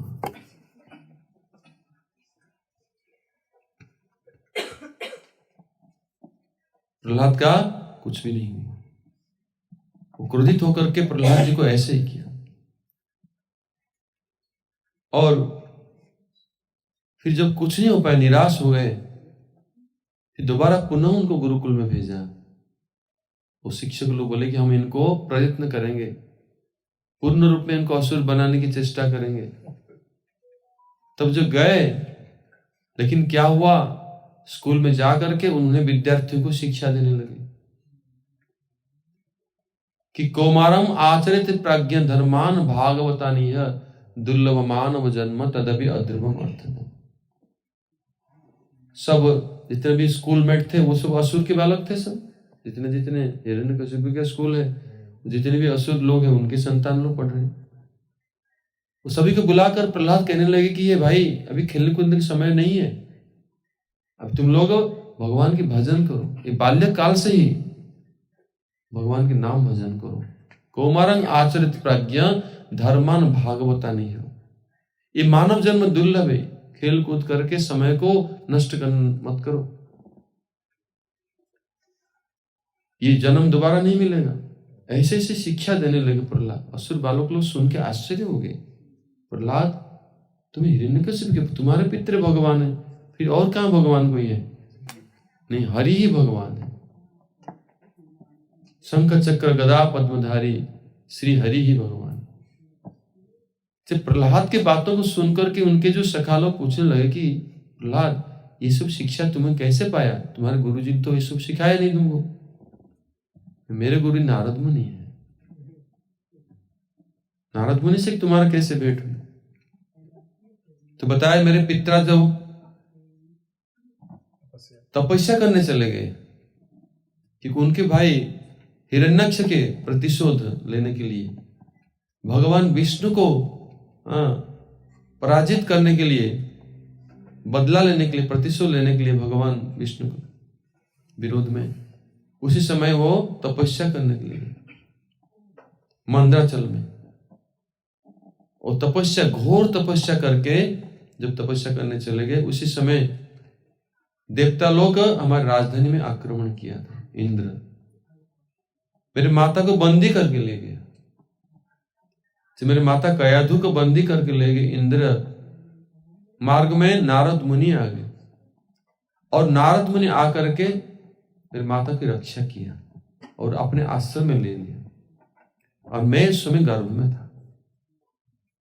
और नारद मुनि ने अपने आश्रम में जब ले गए प्रहलाद को, उस समय इतने 1000 वर्ष भागवत कथा सुनाया, हरि कथा सुनाया। वो श्रवण करते करते नारद मुनि के मुख से समस्त भगवत तत्व, भगवान के परम भक्त बन गए। प्रहलाद जन्म से पहले ही ऑलरेडी बन चुका था। और यहां तपस्या कर हिरण्यकशिपु, यहां प्रहलाद गर्भ में हरि कथा श्रवण कर रहा है। माता को सुना रहे हैं नारद मुनि, लेकिन प्रहलाद श्रवण कर रहे मातृगर्भ में। जब उनका तपस्या समाप्त हुआ, उसी समय प्रहलाद जन्म हुआ, और संतान के साथ में कयाधु महारानी राजमहल में वापस आए। और उस समय की बात है, इसलिए प्रहलाद ने कहने लगे कि मेरे गुरु नारद मुनि हैं जिनकी कृपा से भगवत भक्ति मुझे प्राप्त हुआ है। तुम लोग भगवत भक्ति करो, तुम्हारा भी कल्याण होगा। प्रहलाद महाराज एक आदर्श प्रचारक हैं कि वो असुरों को भी परिवर्तन कर दिया प्रचार करके। समस्त प्रकार प्रतिकूल परिवेश में उन्होंने हरि कथा प्रचार किया है। प्रहलाद जी की कृपा से ही कोई व्यक्ति भगवत कथा प्रचार कर सकता है। समस्त प्रकार सहिष्णु भाव उनके अंदर, भगवान के पूर्ण निष्ठा, और ऐसे महान भक्तों की कृपा प्राप्त है। तो असुर बालक लोग सब हरिनाम कीर्तन करने लगे। इसे हरिनाम कीर्तन करने लगे। जो संड अमर का जो गुरु थे ये बड़े भयभीत हो गए कि प्रहलाद तुम हम लोग को ना परिवर्तन कर दे। तो उनको वापस ला करके हिरण्यकशिपु के पास छोड़ दिया कि हम लोग प्रहलाद को परिवर्तन नहीं कर पाए। प्रहलाद ने पूरा स्कूल विद्यालय के जितने भी विद्यार्थी हैं असुर हैं सभी के संतान अभी हरि भजन करने लगे। तो हिरण्यकशिपु महाक्रोधित हो गए। तुम जो हरि के भजन कर रहे हो वो हरि है कहां? मैं तो उनको ढूंढ रहा हूं। तो प्रहलाद कहने लगे हे पिताश्री वो सर्वत्र विद्यमान है। आपके अंदर में जो शक्ति है वो भी उन्हीं की ही देन है। अगर आप अपनी इंद्रियों को दमन करके भक्ति चित्त में उनको प्रार्थना करेंगे वो भी आपको दर्शन देंगे। क्रोधित हो गया प्रहलाद। प्रहलाद बिल्कुल विचलित नहीं हो रहा है। सर्वत्र विद्यमान है, इस खंभे में भी है, हाँ इस खंभे में भी विद्यमान है। हिरण्यकशिपु क्रोध में वो खंभा के ऊपर प्रहार किया। अब भगवान तो विद्यमान वास्तविक हैं, लेकिन भगवान रूप धारण करके प्रकट होना ये भगवान की कृपा है। तो खंभा को उन्होंने तोड़ना चाहा ताकि प्रमाणित करने के लिए तुम्हारा भगवान इधर है नहीं। इसलिए भगवान और सहन नहीं कर पाए। नहीं, मेरे भक्त उनको उनकी वाणी को रक्षा करना पड़ेगा और उनको जगत में दिखाना पड़ेगा। नवे भक्त प्रणश्यति, गीता में कहते हैं भगवान प्रतिज्ञा करते हैं भक्त का कभी विनाश नहीं होगा। उनका प्रतिज्ञा, उनका वचन झूठा नहीं होगा। इसलिए खंबे के अंदर से खंबा तोड़ते ही तुरंत वहां भगवान प्रकट हो गए। जय भगवान नृसिंहदेव की जय। कैसे अद्भुत रूप धारण करके, नरसिंह रूप लेकर के, आधा नर आधा सिंह, ऐसे भगवान की दिव्य छवि, और इतने उग्र रूप में प्रकटित हुए कि उनके ज्योति नयन से जो ज्योति निकल रहा था मानो कि ब्रह्मांड को जला देगा। इतनी शक्ति लेकर आए भगवान। और जितने भी असुर थे सबको नष्ट कर दिया। उनके अनुचर हिरण्यकशिपु युद्ध करने की चेष्टा किया, भगवान की शक्ति के सामने विवश उनको पकड़ लिया उन्होंने। जैसे सिंह एक से पकड़ लेता है कोई गिद्ध को, ऐसे पकड़ लिया भगवान ने, पकड़ लिया। वो ब्रह्मा जी के समस्त वर को रक्षा करते हुए ना घर में ना बाहर में, द्वार में बैठ गए, ना भूमि में ना आकाश में, गोदी में ले लिया, समस्त नियमों को रक्षा करते हुए। ना अस्त्र शस्त्र नाखून में, उनके पेट में उनको फाड़ डाला। उनके जितना भी अंतड़ी था, जो भी इंटेस्टाइन, उसको गले में पहन लिया। भगवान पूरा रक्ताक्त हो गया, वध कर डाला हिरण्यकशिपु। उसी समय उनके क्रोध को शांत करने के लिए ब्रह्मा जी बड़े भयभीत हो गए। भगवान के क्रोध अगर शांत नहीं हुआ तो ब्रह्मांड ही नष्ट हो जाएगा, सृष्टि नष्ट हो जाएगा। समस्त देवताओं के साथ, लक्ष्मी जी के साथ वहां उपस्थित हो गए ब्रह्मा जी। लक्ष्मी जी को भेजा कि आप जाकर के, आप लक्ष्मीपति हैं नरसिंह, आप जाकर शांत कीजिए। लक्ष्मी जी कोई चेष्टा तो किए, लेकिन नहीं, भय में वो भी नहीं जा पाए। इतने प्रभु जी के भगवान नरसिंह देव के उग्र रूप के सामने पहले लक्ष्मी जी नहीं जा पाए। प्रहलाद जी को भेजा ब्रह्मा जी। प्रहलाद जी को बोल कि तुमने प्रभु को ऐसे आह्वान किया है और तुम ही जाकर उनके सामने। प्रहलाद जी बिल्कुल निर्भीक थे। जाकर जब चरण स्पर्श किया, प्रणाम किया, भगवान नरसिंह देव तुरंत प्रसन्न हो गए क्योंकि सिंह चाहे जितने भी उग्र हो, भयानक हो, अपने संतान के प्रति सब समय वो वात्सल्य भाव में रहते हैं। प्रहलाद जी को गोदी में उन्होंने उठा लिया और उनको मस्तक आग्रहण करने लगे, सूंघने लगे और उनको शरीर को चाटने लगे, सिंह जैसे अपना बच्चों को। और प्रहलाद को लेकर के तुरंत नृसिंहदेव प्रसन्न हो गए। प्रहलाद जी कहने लगे, प्रभु आपके भयानक रूप को मैं देख करके भयभीत नहीं हूं, मैं संसार के लोगों को, संसार को भय करता हूं ज्यादा, और संसार के अंदर हमको संसार माया में ना फंस जाओ, इसी को भयभीत करता। फिर प्रार्थना करने लगे, प्रभु मेरे पिताश्री को आप क्षमा कर दीजिए, वो असुर है, उसको क्षमा कर दीजिए, इतने भी अत्याचार करने पर भी उनके प्रति दया ये प्रहलाद जी के अंदर है। तो नृसिंहदेव कहने लगे, हे प्रहलाद, तुम जैसे महान हरिभक्त जिस कुल में जन्म है उसका तो 21 पीढ़ी तक उद्धार हो जाते हैं, तो पिता मुक्त हो चुके हैं, कुछ वर मांगो, मैं बहुत प्रसन्न हूं तुम्हारे ऊपर। तो प्रहलाद जी कहने लगे कि हे प्रभु, मुझे ऐसे कृपा कीजिए कि हमारे अंदर में कुछ वर मांगने की इच्छा ना हो। जो भगवान को भक्ति के बदले कुछ वर मांगता है, अभिलाष करता है, वो सबई बणिक से बणिक है, व्यवसायी है, वो भक्त भृत्य नहीं है। उसको भक्त नहीं कहा जाएगा अगर भगवान को कुछ बदले में मांगता है। मेरे हृदय में निर्मल भक्ति रहे, ऐसे प्रार्थना किया। फिर कहने लगे, अगर आपको देना चाहते हैं तो संसार में जितने जीवों का दुख वो हमको दीजिए, और मेरे भक्ति के कारण आप सबको उद्धार कीजिए। ये प्रार्थना भी किया। इसलिए इस प्रीचर ऐसे होते हैं। इसलिए प्रहलाद महाराज को भगवान नृसिंहदेव ने कहा कि हे प्रहलाद, तुम्हारे चरित्र, तुम्हारे भक्ति चरित्र जो श्रवण करेगा वो भी उद्धार हो जाएगा। ऐसे वरदान उन्हें भगवान नृसिंहदेव ने दिया। लेकिन यहाँ एक विचार सनातन गोस्वामी पाद देते हैं कि प्रहलाद इतने शुद्ध भक्त होने पर भी महाभागवत हैं, भगवत दर्शन किए हैं, लेकिन उनके जो भक्ति था वो ज्ञानी भक्त की श्रेणी में था। कि भगवान नृसिंहदेव के कुछ सेवा उन्होंने किया, सेवा नहीं कर पाए, क्योंकि वो ऐश्वर्य भक्ति है। उनके जो भक्ति है प्रभु, उनके प्रभु को कभी क्षुधा नहीं होता है, कभी प्यास नहीं लगता है, कभी प्रभु थकते नहीं है। ऐश्वर्य भाव है पूर्ण रूप में। ऐश्वर्य ज्ञान के कारण वो ज्ञानी भक्त श्रेणी में है।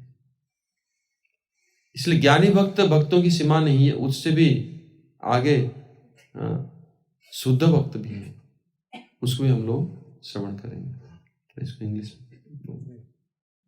I'll try to tell in brief because these subjects are very elaborate and our time is very, very short. We are getting only 1-2 hours. Actually, when it be little long time, then it is easy to in 2 languages, not easy. So Prahlad Maharaj was in the category of Jnani Bhaktas. He was a great devotee for whom Lord Nrsimhadev appeared from the pillar. And that Prahlad, how come Bhagavan appeared? We'll try to hear his pastimes. We start from here. Prahlad Maharaj is very young now. When his father returned from the tapasya, austerity,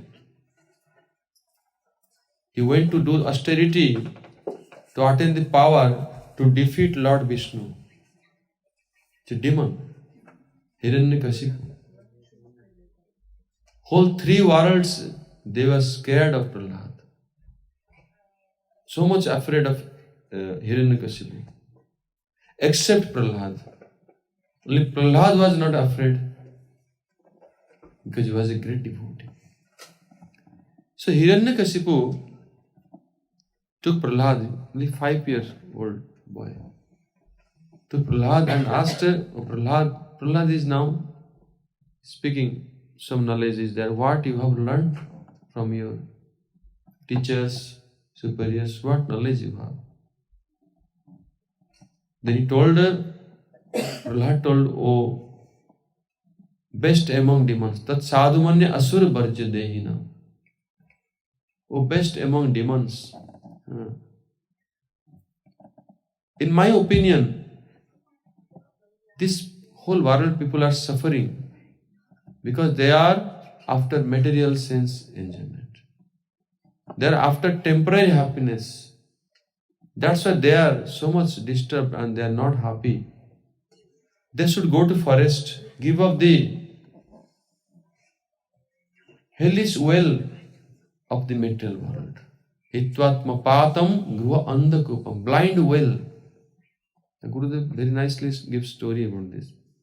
The blind well, should give up the blind well and go to forest and engage themselves in the devotion of Lord Hari. And that devotion of Lord Hari, like chanting, Shravan, hearing, Shravana, Kirtana, Smarana, Bandhanam, like this, 9-fold devotional service. This should be engaged like this. Prahlad was already engaged, was already in the school, we were learning. But Hiranyakashipu were amazed how in this school, they are demon school. Why you learned this thing, all these things? He was so much astonished. Prahlad chanting the name of Vishnu, chanting the name of Hari.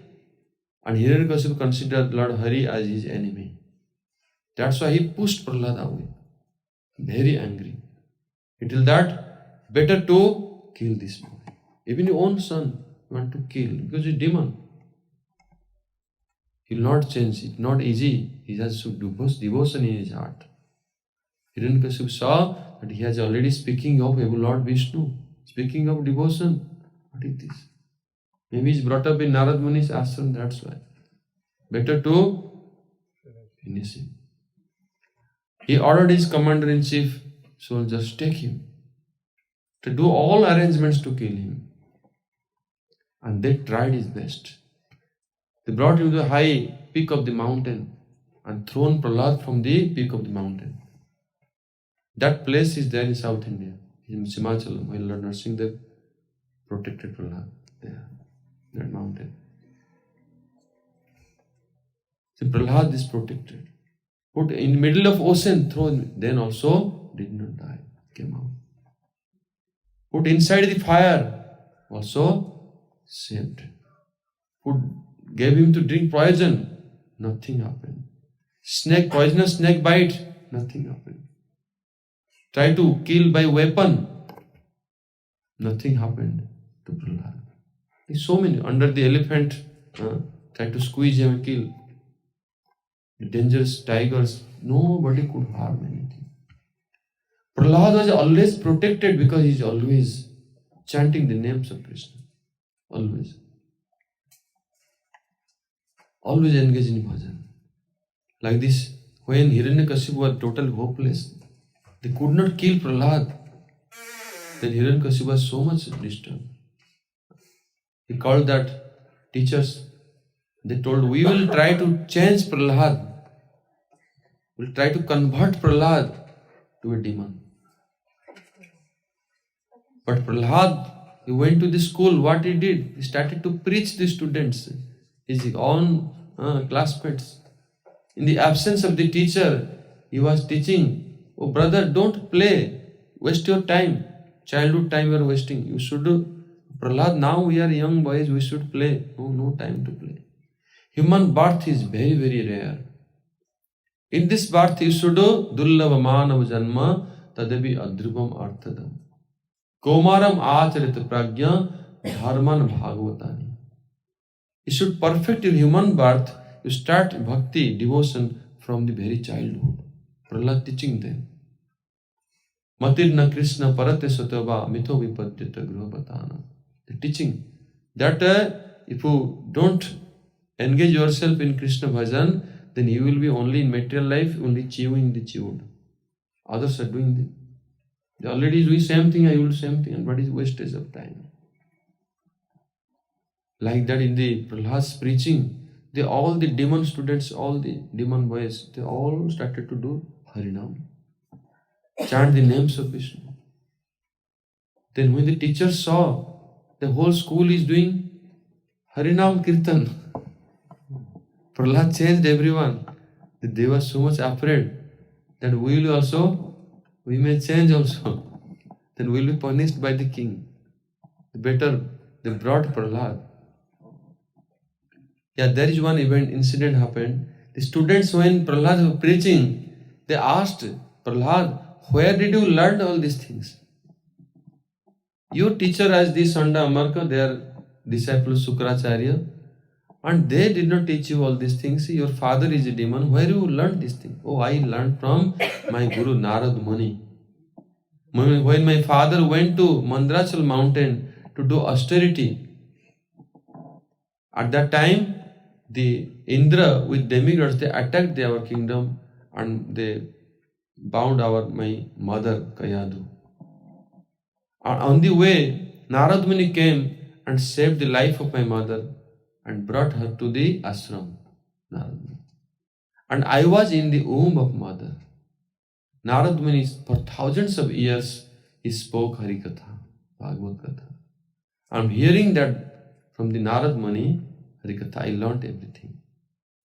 Then he was told all this. And after that, when Hiranyakashipu completed tapasya, then Prahlad was born. Then Hiranyakashipu returned, Prahlad was only few years old. After that, when the whole school, the boys, they were all changed. They are doing Harinam, doing devotion. At that time, the Sanda Amarka, they brought Prahlad back to Hiranyakashipu. We are unable to do. Please forgive. We could not change Prahlad. Prahlad changed everyone. Prahlad changed, converted the whole school to a temple, devotional atmosphere. Everybody now chanting the name of Vishnu and Hari. What to do? Then Prahlad, Hiranyakashipu was so angry. Oh Prahlad, to eat Hari, you are chanting the names of Lord Hari. Where is he? Oh, where he is everywhere. Prahlad telling he is everywhere. In every particle of the universe. In this pillar he is also there. Yes, in this pillar also he is there. The Hiranyakashipu was very angry. Tried to hit the pillar with his gada. To break it. He wanted to prove that they know Lord Hari is present there.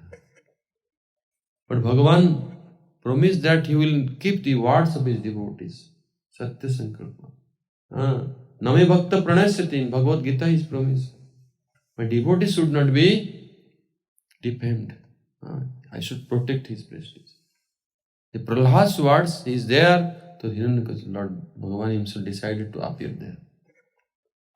He appeared from there. When he broke the pillar, right away, he appeared. Very astonished fall. Jai Bhagavan Nrsimhadev ki Jai. Half lion, half human. Is very, very strange incarnation. And as soon as he killed all the associates of the Hiranyakashipu, alone Hiranyakashipu tried to fight with him, but he was helpless. Lord Nrsimha was so powerful. He took very easily, like a lion take a vulture, very easily caught him and took to the lap. Not inside the house, not outside the house, but right away at the doorstep. Sitting there, not in the sky, not in the ground. He lifted, took his own lap. With nails, tried to tore apart the body. All the intestines he removed. Like a garland. And then the demon was killed. And Lord Nrsimha was so angry. That anger is not pacified. Bhagavan's anger is not ordinary.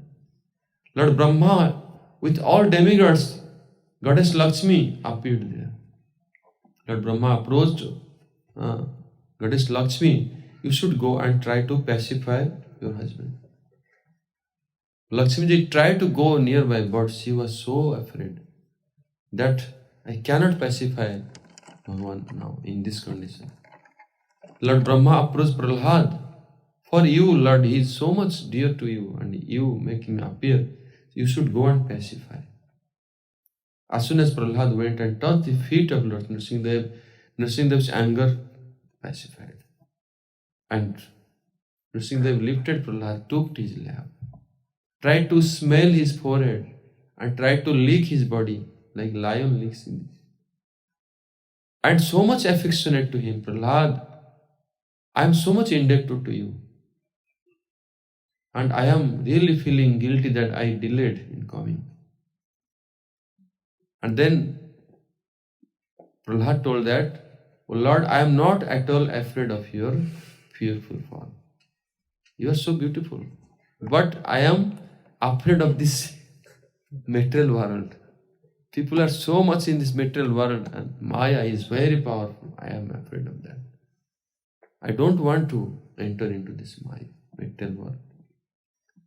And please deliver this demon. My father, he has committed so much aparad at your lotus feet. Prahlad is praying for him. So merciful. And Lord Nrsimhadev told, oh Prahlad, such devotee like you, in which dynasty you appear, such a pure devotee like you, 21 generations, they are all liberated. Your father is already liberated. You should ask for some boon. I am so much pleased with you. Then Prahlad told, oh Lord, please take that desire away from my heart that to ask anything. Because any devotee, in exchange of devotion, if you ask anything from the Lord, he is a businessman, he is not the devotee. Devotee never asks anything. Lord is always, and mercy, everything happens. Then he told that, oh Lord, please give me the suffering of the whole world. Anybody suffering in this world, give all the suffering to me. And the power of my devotion, if anything I have done devotion to you, by that all should be delivered. So merciful to everyone. The Lord Nrsimhadev told, oh Prahlad, anybody will hear your pastimes, they will be all delivered. So Prahlad, like so many things are there, we discussed in brief. So Prahlad Maharaj was a Jnani Bhakta. He is a great devotee. Bhagavan appeared for him. But Jnani Bhakta means his bhakti is mixed with Aishwarya Jnana. Bhakti is mixed with Aishwarya Bhav. Those are Jnani Bhakta, they don't serve Bhagavan directly. For them, their Lord is satisfied, felt self-satisfied. No need to give water or serve. Not asking that you are tired, let me massage your feet. Jnani Bhakta, they never serve. They only meditate, they offer prayers like this. Aishwarya Jnana. That's why he was in Shantaras and even Mahabhagavatam. So we will further discuss about Bhishmadev also Jnani Bhakta. Then further we'll go like Suddha Bhakta, Premi Bhakta, like that. So today we'll conclude our, give rest to our Harikatha here today. We'll further discuss that higher than Jnani Bhakta, all other Bhaktas like Suddha Bhakta, Premi Bhakta, like that. Then ultimately we'll is the Vrindavan. Jai Granthra Srimad Bhagavatam ki jai. Rupanu Gagodiya Guru Varga ki jai. Jai Shri Guruji Maharaj ki jai. Samagata Bhakta Vrinda ki jai. Hidai Gaur Brahmanande Hari Hari.